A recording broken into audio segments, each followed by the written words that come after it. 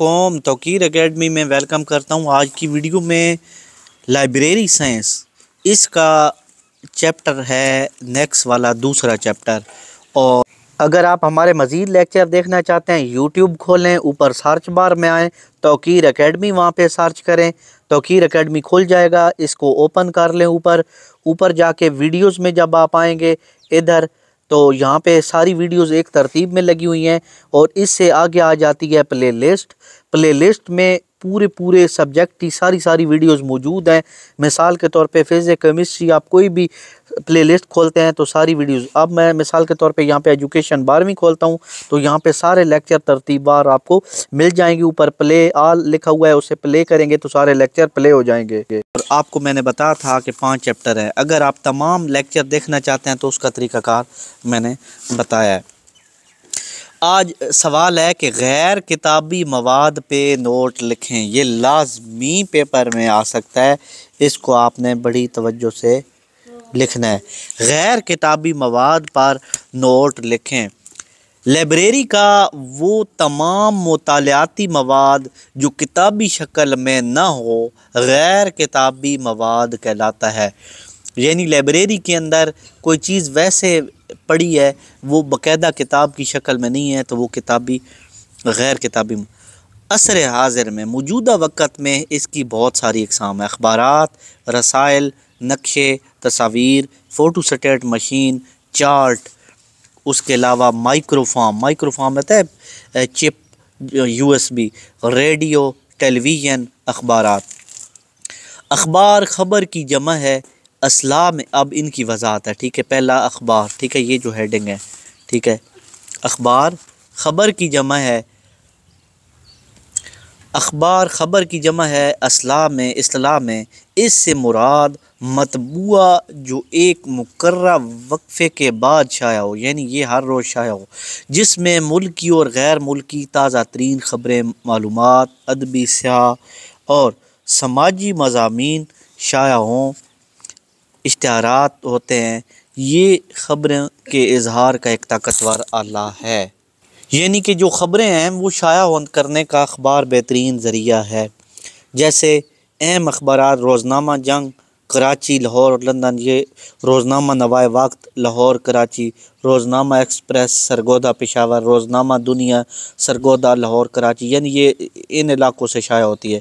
اہم پاکستانی انگلش اخبارات: the News Lahore Karachi London, the Nation Lahore Karachi, the Dawn Karachi. Next آ گیا ہمارے پاس اہم بین الاقوامی اور قومی اخبارات۔ روزانہ 1 کروڑ سے زائد ہے ان کی اشاعت، ٹھیک ہے۔ یومری شمبن جاپان، پیپل ڈیلی چائنا، دا سن UK، new York time USA، یہ امریکہ کا اخبار ہے۔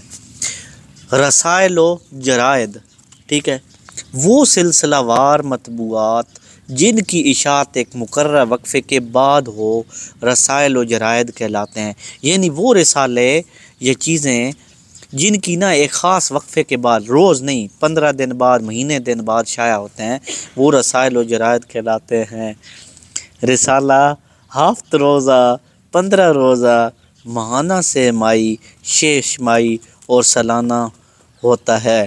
ایک جلد والیوم 1 سال کے رسالوں پر مشتمل ہوتی ہے، یعنی کہ مہینے بعد، 15 دن بعد، 6 ماہ بعد رسالہ آتا ہے۔ ہر رسالے کو ایک شمارہ نمبر دیا جاتا ہے۔ غیر معینہ مدت تک اشاعت کا امکان ہوتا ہے۔ رسائل و جرائد میں مختلف موضوعات پر تازہ ترین مواد ہوتا ہے۔ ایک کتاب کی اشاعت پر کافی وقت لگ جاتا ہے، جبکہ رسالہ فوراً شائع ہو جاتا ہے۔ لائبریری میں سائنس اور ٹیکنیکل موضوعات پر مشتمل رسالے ریڑھ کی ہڈی کی حیثیت رکھتے ہیں۔ ان کا مواد بہت تحقیقی اور معلوماتی ہوتا ہے، یعنی کہ مختلف پاکستان کے مختلف لوگ اپنی قیمتی چیزیں لکھتے ہیں اور وہ لکھ کے اس رسالے کو بھیجتے ہیں اور وہ رسالہ شائع ہوتا ہے، تو یہ بہت قیمتی معلومات ہوتی ہیں۔ مختلف ڈائجسٹ لاہور، اردو ڈائجسٹ لاہور، صدائے librarian Lahore, the economist London, the Reader's Digest, ٹھیک ہے، یہ ڈائجسٹ بھی ہوتے ہیں۔ پہلے دور میں لوگ ڈائجسٹ پڑھتے تھے، لڑکیاں کہانیوں والے ڈائجسٹ پڑھتی تھیں، جواب عرض اور یہ نقشے۔ نقشہ کرۂ ارض اور اجرام فلکی کی تمام جزوی سطح کو ہموار سطح پر اس طرح پیش کرتا ہے کہ اصل سماوی یا جغرافیائی حالت کا گمان ہوتا ہے۔ یہ کاغذ کے ایک طرف بنائے جاتے ہیں۔ بعض نقشے تہدار بھی ہوتے ہیں۔ صحت اور دفاعی نقطہ نظر سے ان کی بہت اہمیت ہے۔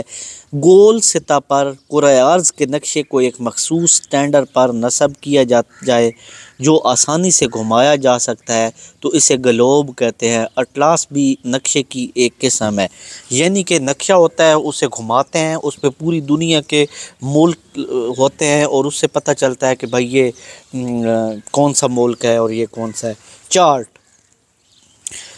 چارٹ کاغذ کے ایک طرف بنایا جاتا ہے، اس کا سائز یکساں نہیں ہوتا، یعنی کوئی چارٹ بڑے ہوتے ہیں کوئی چھوٹے۔ اس پر مختلف موضوعات مثلا پرندوں، جانوروں، سبزیوں، پھلوں اور مختلف سائنسی شماریات، اعداد و شمار کو عام تحریر کی نسبت بہتر طور پہ واضح کیا جاتا ہے۔ یعنی کہ یہ جو چارٹ ہوتے ہیں دیواروں پہ ہم بھی پڑھتے تھے تو لگے ہوتے تھے، ان پہ نقشے بنے ہوتے ہیں، پرندوں کے نام، اس کے بعد انگلش، اردو اور ملکوں کے نقشے، یہ وہ۔ مثلا لائبریری میں اور خصوصاً کمرہ جماعت میں بچوں کی طرف سے بنائے گئے چارٹ بہت پرکشش ہوتے ہیں۔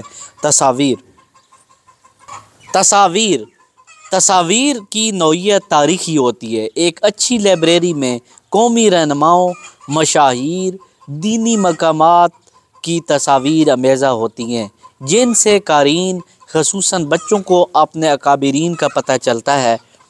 تحریک پاکستان کی تصاویر پوری تاریخ بیان کرتی ہیں۔ لائبریری مختلف قومی تہواروں پر ان تصاویر کی نمائش کرتی ہے۔ پنجاب یونیورسٹی لائبریری میں تحریک پاکستان پر نادر و نایاب کتب کا ایک بہت بڑا ذخیرہ ہے، یعنی جو پنجاب یونیورسٹی کی لائبریری ہے اس کے اندر قیمتی تصویروں کا بہت بڑا مجموعہ ہے۔ فوٹو سٹیٹ مشین لائبریری مواد کا بڑا اہم حصہ ہے۔ اسے 1938 میں، یہ لازمی یاد رکھنا ہے آپ نے، فوٹو سٹیٹ مشین کب شائع ہوئی؟ 1938 میں۔ اور اسے کس نے ایجاد کیا؟ چسٹر کارلسن نے۔ یہ لازمی ایم سی کیوز میں آ سکتا ہے، ٹھیک ہے۔ لائبریری میں قارئین اپنے مخصوص موضوعات، کتب، رسائل اور مخطوطات کا مطالعہ کرنے آتے ہیں۔ بعض اوقات وہ اپنے مطلوبہ مواد کی فوٹو کاپی حاصل کرنا چاہتے ہیں، یعنی کہ بعض اوقات کیا ہوتا ہے، ان کا دل کرتا ہے کہ یار کیوں نہ اس کی فوٹو کاپی مل جائے تو اچھا ہے۔ اس مقصد کے لیے لائبریری میں قارئین کو نہایت ارزاں نرخوں پر، یعنی بہت کم پیسوں میں فوٹو کاپی کی سہولت دی جاتی ہے کہ بھائی روپیہ دو اور کاپی کروا کے لے جاؤ۔ اس طرح قیمتی مواد ضائع ہونے، چوری ہونے سے اور پھٹنے سے بچ جاتا ہے۔ یعنی بعض اوقات لوگ کیا، یار میں یہ کتاب لے کے جاتا ہوں کل دے جاؤں گا، تو وہ بیچ میں پیج پھاڑ لیتے ہیں، یہ 100 کام کر دیتے ہیں۔ تو اس طرح فوٹو سٹیٹ کا بڑا ایک کردار ہے۔ مائکرو کے معنی ہے چھوٹا، یہ لازمی ذہن میں رکھیں، اس کا کوئی پتہ نہیں ہے، یہ ایم سی کیوز میں آ سکتا ہے، ٹھیک ہے۔ مائکرو چھوٹا، اور فارم سے مراد کیا ہے؟ صورت، ٹھیک ہے، یہ بھی ایم سی کیوز میں آ سکتا ہے۔ مائکرو فارم کا مطلب ہے یہ مطالعاتی مواد کو چھوٹی شکل میں محفوظ کرنا، ٹھیک ہے، یہ لازمی آ سکتا ہے۔ مسودہ مطبوعہ مواد یا ڈرائنگ کی تصویر کی نہایت مختصر تصویری شکل کو مائکرو فلم کہتے ہیں، یعنی چھوٹی سی چپ ہوتی ہے، اس کے اندر تصویر ہوتی ہے۔ اس طرح بہت سا مواد تھوڑی سی جگہ پہ محفوظ کیا جا سکتا ہے۔ آپ دیکھیں میرے موبائل میں 2000 سے زیادہ کتابیں پڑھی ہیں، لیکن پتہ ہی نہیں چلتا کہ اتنی کتابیں اب میں کمرے میں رکھوں پورا کمرہ بھر جائے۔ مائکرو فلم 1852 میں جے بی ڈانسر نے ایجاد کی۔ یہ دیکھیں، یہ بڑا قیمتی فکرہ ہے، یہ لازمی پیپر میں آ سکتا ہے۔ مائکرو فلم کس نے ایجاد کی؟ جے بی ڈانسر، ٹھیک ہے، نے ایجاد کی۔ مطالعاتی مواد کو فوٹو نیگیٹو کی طرح ایک ریل پر کیمرہ سے اس طرح یہ ٹھیک ہے، یہ اس میں MC سٹور کر لیا جاتا ہے کہ یہ ریل مائکرو فلم پروجیکٹر کے ذریعے بڑے بڑے پردے یا سکرین پر دیکھی جا سکتی ہے. یعنی اس پہ پھر سٹور کرتے ہیں نا، تو وہ اس کے ذریعے جب دیکھتے ہیں تو دیوار پہ ایک پردہ لگاتے ہیں اور اس پہ وہ چلتی ہے. یہ ریل مائکرو فلم پروجیکٹر کے ذریعے بڑی سکرین پہ دیکھی جاتی ہے. اس کا پرنٹ لینا بھی ممکن ہوتا ہے. اس کا سائز کتنا ہوتا ہے؟ 16 mm 35 mm 70 یا 105 یہ بھی آ سکتا ہے. مائکرو فارم سے لائبریری میں جگہ کا مسئلہ بھی کافی حد تک حل ہو گیا. یعنی کہ وہ کافی چیزیں اس کے اندر آ جاتی ہیں نا، تو اس سے جگہ نہیں گھیرتا وہ، کیونکہ 35 mm ایک کتاب کے صفحے کے سائز کا 1.2 ہو جاتا ہے. یعنی کہ وہ اس کی تھوڑی سی جگہ بھی بہت زیادہ چیزیں آپ نے اندر سیو کر لیتی ہے. مائکرو فلم ایک چھوٹی سی پٹی ہوتی ہے، ٹھیک ہے، جبکہ مائکرو فش کارڈ بہت مہنگا ہوتا ہے. کمپیوٹر کی آمد سے مائکرو فارم کی اہمیت بہت کم ہو گئی ہے. ریڈیو ذرائع ابلاغ کا سب سے اہم اور سستا اور بر وقت دستیاب ذریعہ ہے. تازہ ترین معلومات، تفریح پروگرام، تدریسی میدان میں اس کی اہمیت بہت ہے. ریڈیو مارکونی نے 1895 میں ایجاد کیا. یہ بھی ذہن میں رکھ لیں کیونکہ یہ بھی MCQs میں آ سکتا ہے. کس نے ایجاد کیا؟ مارکونی نے 1895 میں. ماضی میں لائبریری مواد کا بہت اہم حصہ تھا، مگر موبائل نے اس کی اہمیت بہت کم کر دی ہے. یعنی کہ پہلے ریڈیو ہوتا تھا، بہت ہم بھی سنتے تھے بڑی شوق سے. ریڈیو کی طرح ٹیپ ریکارڈر بھی سمعی مواد کا حصہ. سمعی سے مراد ہوتا ہے جن کا تعلق سننے سے ہوتا ہے. اس میں آڈیو کیسٹ کے ذریعے مشاعرے، مذاکرے، ادبی پروگرام، زبانوں سیکھنے کے علاوہ تعلیمی تدریسی پروگرام سنے جاتے تھے. یعنی جو کیسٹ ہوتی تھی وہ بھری ہوئی ہوتی تھی اور وہ سنتے تھے. ہمارے بھی بھائی ایک دفعہ باہر گئے تھے آسٹریلیا میں، تو انہوں نے وہاں سے کیسٹ بھر کے بھیجی تھی اور ہم نے سنی تھی. تو یہ بڑا ایک پرانا طریقہ ہے.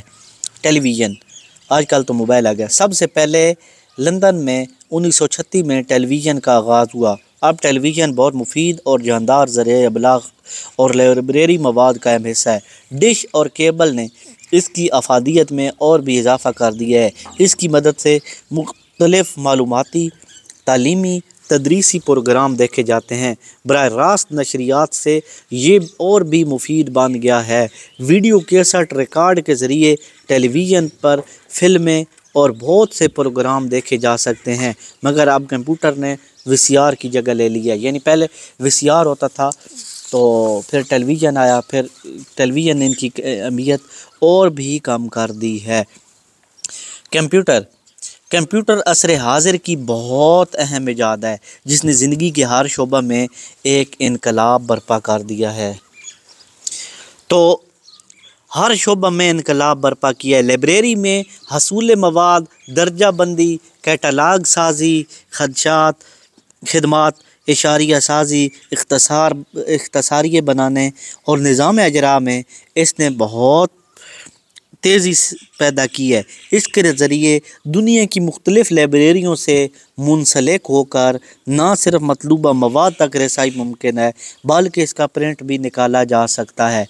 یعنی لائبریری لندن کھڑی ہے تو یہاں پہ بیٹھ کے اس کے اندر سے کوئی بھی کتاب اٹھا کے اس کے اندر سے پرنٹ لے سکتے ہیں.